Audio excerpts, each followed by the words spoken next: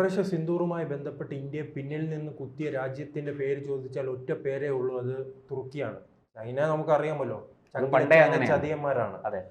അതിനുശേഷം വലിയ വിമർശനം ഉണ്ടാകുന്നു. തുർക്കിയുമായി ബന്ധപ്പെട്ട് ഇന്ത്യ തങ്ങളുടെ കരങ്ങൾ അമർത്തുകയാണ്. അത് നാം വിമാനത്താവളങ്ങളിലാണ് കണ്ടത്. പല വിമാനത്താവളങ്ങളുടെയും അല്ലെ ചില അടിസ്ഥാനകരമായ ഗ്രൗണ്ട് ഹാൻഡിലിംഗിലെല്ലാം നടപ്പിലാക്കുന്നത് ഈ കമ്പനികളാണല്ലോ. ഈ കമ്പനികൾ ഈ കേന്ദ്ര സർക്കാരിൻ്റെ നടപടിക്ക് പിന്നാലെ രക്ഷപ്പെടാനായി കോടതികൾ കയറി ഇറങ്ങുകയാണ്. പക്ഷേ കോടതികളും ഇന്ത്യയുടെ ദേശീയതയ്ക്കൊപ്പമല്ലേ നിൽക്കുകയുള്ളൂ. അതല്ലേ ഇപ്പോൾ തെളിഞ്ഞിരിക്കുന്നത്. അതെ, തീർച്ചയായിട്ടും. ഈ ഡൽഹി ഹൈക്കോടതി വളരെ കൃത്യമായിട്ട് നിലപാടെടുത്തു, വിധി പറഞ്ഞു. രാജ്യസുരക്ഷയാണ് പ്രധാനം, അതിനോട് ഒരു വിട്ടുവീഴ്ചയുമില്ല. അത് ചോദ്യം ചെയ്യാൻ, നിങ്ങൾക്ക് നേരെ ഉണ്ടായ നടപടികൾ ചോദ്യം ചെയ്യാൻ നിയമപരമായിട്ട് നിങ്ങൾക്ക് അവകാശമുണ്ട്. പക്ഷേ കോടതിക്ക് അതിനകത്തൊന്നും ചെയ്യാൻ പറ്റില്ല.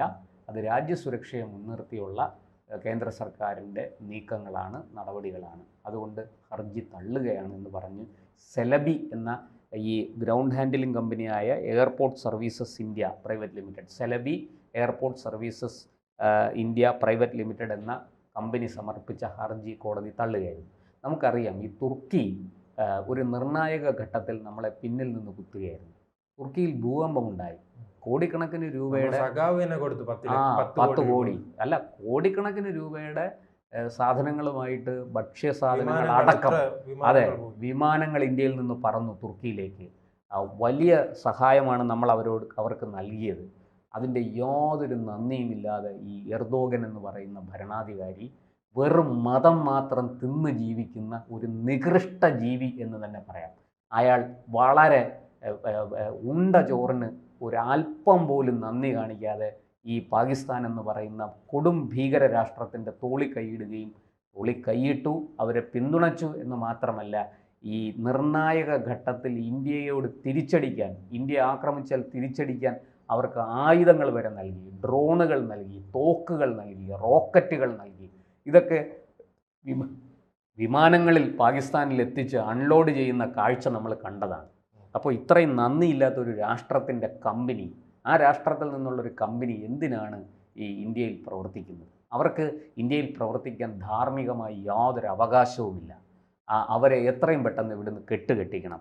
ജനങ്ങൾ വലിയ തോതിൽ കേന്ദ്ര സർക്കാരിനോട് ആവശ്യപ്പെട്ടു. നരേന്ദ്രമോദി സർക്കാരിന് അക്കാര്യത്തിൽ രണ്ടാമതൊന്നും ചിന്തിക്കേണ്ടതില്ല.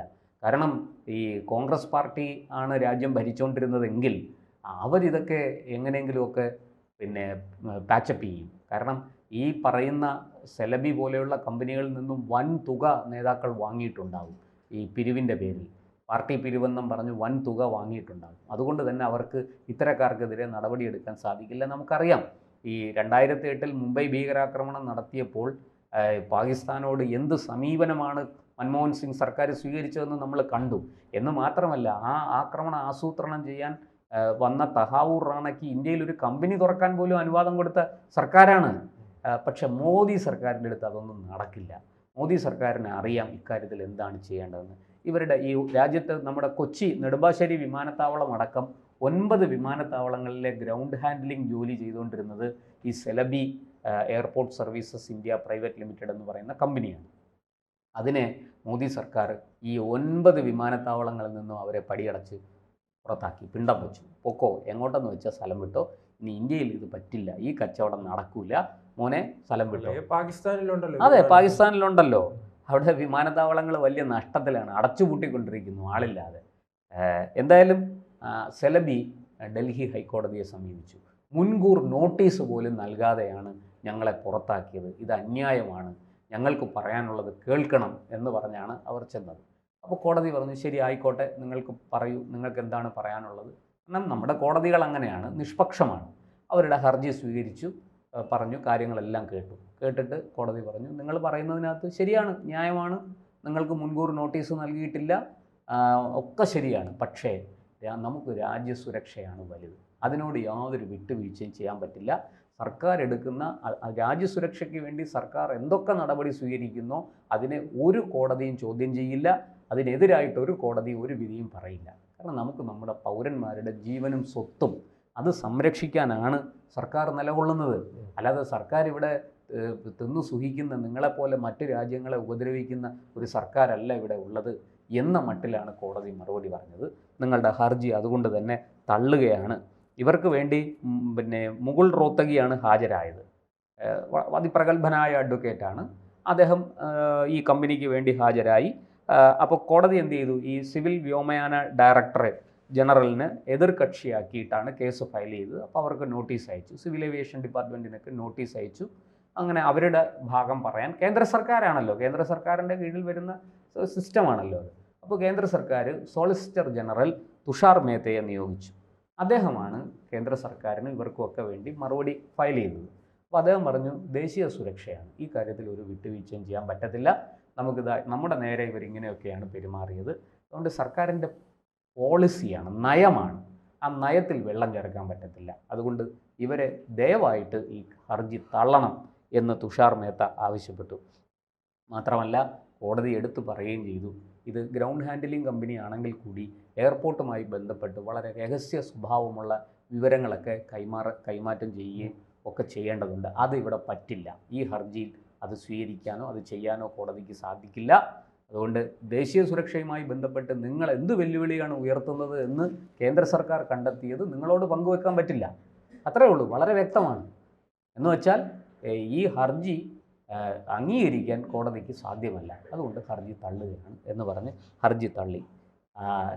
ഞാൻ ചോദിക്കട്ടെ, നമുക്ക് നേരെ ആക്രമണം നടത്താൻ ഡ്രോണുകളെ കൊടുക്കുക, റോക്കറ്റുകൾ കൊടുക്കുക, തോക്കുകൾ കൊടുക്കുക, അതൊക്കെ കെട്ടുകണക്കിന് വിമാനങ്ങളിൽ കൊണ്ടുവന്ന് വലിയ വലിയ ബണ്ടിലുകളാക്കി കൊണ്ടുവന്നിട്ട് പാകിസ്ഥാനിലേക്ക് അൺലോഡ് ചെയ്യുക, ഇതൊക്കെ ചെയ്ത രാഷ്ട്രത്തിനെ നമ്മൾ പിന്നെ എന്ത് ചെയ്യണം? പൂവിട്ട് പൂജിക്കണം. നമ്മൾ MA ബേബിയും പിണറായി വിജയനും ഹർകിഷൻ സിംഗ് സുർജിത്തും ഒന്നുമല്ല. പണ്ട് ചൈന ആക്രമിച്ചപ്പോൾ EMS പറഞ്ഞത് ചൈനയുടേതെന്നും ഇന്ത്യയുടേതെന്നും പറയുന്ന ഭൂമിയെക്കുറിച്ചുള്ള തർക്കമാണ്. ഇത് തർക്കമല്ലപ്പാ, ഇന്ത്യയെ ആക്രമിക്കുകയാണ് ചെയ്തത്. ഇന്ത്യയുടെ ഭൂമി കയ്യേറുകയാണ് ചെയ്തത്. അക്സായ് ചിൻ ഇന്ന് ആരുടെ കയ്യിലിരിക്കുന്നു? ചൈനയുടെ കയ്യിലിരിക്കുന്നു. ഇത്രയും അന്ന് നമ്മളത് തിരിച്ചു പിടിക്കേണ്ടതായിരുന്നു. അന്ന് തിരിച്ചു പിടിക്കാൻ ചങ്കൂറ്റമുള്ള പ്രധാനമന്ത്രി നമുക്കില്ലാതെ പോയി. അന്നത്തെ പ്രധാനമന്ത്രിയുടെ പേര് ജവഹർലാൽ നെഹ്റു എന്നാണ്. ആ ജവഹർലാൽ നെഹ്റു വലിയ വായിൽ നിലവിളിക്കാൻ തുടങ്ങി റഷ്യയെ നോക്കി. അവസാനം റഷ്യ ഇടപെട്ടത് കൊണ്ടാണ് ചൈന പിൻവാങ്ങിയത്. ഇല്ലെങ്കിൽ ആ ചൈന നേരെ ഡൽഹിയിൽ വന്നേ നിൽക്കുള്ളൂമായിരുന്നു ചൈനീസ് സൈന്യം. ഇത് അന്നത്തെ പ്രധാനമന്ത്രിയല്ല ഇന്നത്തെ പ്രധാനമന്ത്രി. ഇന്നത്തെ പ്രധാനമന്ത്രിക്ക് അങ്ങനെ ആരെ നോക്കിയും പിന്നെ ഒബാമ എന്ന് പറഞ്ഞ് കരയാനൊന്നും ഇന്നത്തെ പ്രധാനമന്ത്രി നിൽക്കില്ല. അല്ലെങ്കിൽ പിന്നെ ട്രംപേ എന്ന് വിളിച്ച് കരയാനൊന്നും നിൽക്കില്ല. ഇന്നത്തെ പ്രധാനമന്ത്രിക്ക് നമ്മുടെ സൈന്യത്തിൻ്റെ കരുത്ത് എന്താണെന്ന് ഉത്തമ ബോധ്യമുണ്ട്. അദ്ദേഹം ഉരുളയ്ക്ക് ഉപ്പേരി പോലെ ചുട്ട മറുപടി കൊടുക്കും. അത് നമ്മൾ കണ്ടതാണല്ലോ. നമ്മൾ ഉറിയിൽ കണ്ടു, പുൽവാമ ബലാക്കോട്ട് കണ്ടു, നമ്മളിപ്പോൾ ഇത് ഓപ്പറേഷൻ സിന്ദൂറിലും അത് കണ്ടു. അതുകൊണ്ട് ഇനി അത്തരം കാര്യങ്ങളൊന്നും നമ്മുടെ രാജ്യത്ത് നേർക്ക് നടത്താമെന്ന് വിചാരിച്ചാൽ അതൊന്നും വിലപ്പോകില്ല.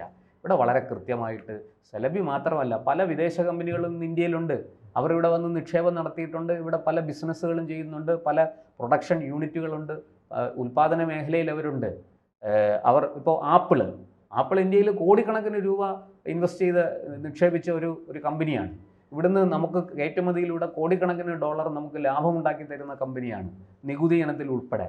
പക്ഷെ നാളെ ഇന്ത്യയുടെ സുരക്ഷയ്ക്ക് ഭീഷണിയാണെന്ന് കണ്ടാൽ ഈ ആപ്പിളിനെ കെട്ടിക്കാൻ നരേന്ദ്രമോദിക്ക് ഒരു മിനിറ്റ് പോലും വേണ്ട. ഒരു മിനിറ്റ് പോലും അദ്ദേഹത്തിന് ആലോചിക്കേണ്ട കാര്യമില്ല. പ്രധാനമന്ത്രി അങ്ങനെ ആയിരിക്കണം. നമ്മുടെ പോളിസി അതാണ്. അതുകൊണ്ട് ഇക്കാര്യത്തിലൊന്നും ഇനി ഒരു വിട്ടുവീഴ്ചയും ഇല്ല. ഈ സെലബി എന്ന് പറയുന്ന കമ്പനിക്ക്, ടർക്കിഷ് കമ്പനിക്ക് ഇന്ത്യയിൽ തുടരാനുള്ള ധാർമ്മികമായ അവകാശമില്ല.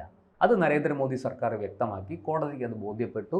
ഡൽഹി ഹൈക്കോടതി പറഞ്ഞു നടക്കില്ല, നിങ്ങളുടെ ഹർജി അനുവദിക്കാൻ സാധ്യമല്ല, അതിന്മേൽ കോടതി ഒരു ഉത്തരവ് പുറപ്പെടുവിക്കില്ല. നിങ്ങൾ പറഞ്ഞതെല്ലാം കേട്ടു, കേന്ദ്ര സർക്കാർ പറഞ്ഞതും കേട്ടു. നിങ്ങൾ പറഞ്ഞതിന് മറുപടി കേന്ദ്ര സർക്കാർ കൃത്യമായിട്ട് പറഞ്ഞു, ദേശീയ സുരക്ഷയാണ്, അതിനകത്ത് വിട്ടുവീഴ്ച പറ്റില്ല. കോടതി അത് അംഗീകരിക്കുന്നു. അത് സർക്കാരിൻ്റെ പോളിസിയാണ്. അവിടെ സർക്കാരിന് അത് ഉറച്ചു നിൽക്കാനുള്ള സ്വാതന്ത്ര്യമുണ്ട്. അതുകൊണ്ട് തന്നെ സർക്കാരിൻ്റെ വാദം അംഗീകരിക്കുന്നു, ഹർജി തള്ളുന്നു. നിങ്ങൾക്ക് വീട്ടിൽ പോകാം. സെലബി കൂടുകയും എടുത്തുകൊണ്ട് ഇന്ത്യയിൽ നിന്ന് സ്ഥലം വിടാനുള്ള ഒരുക്കത്തിലാണ്.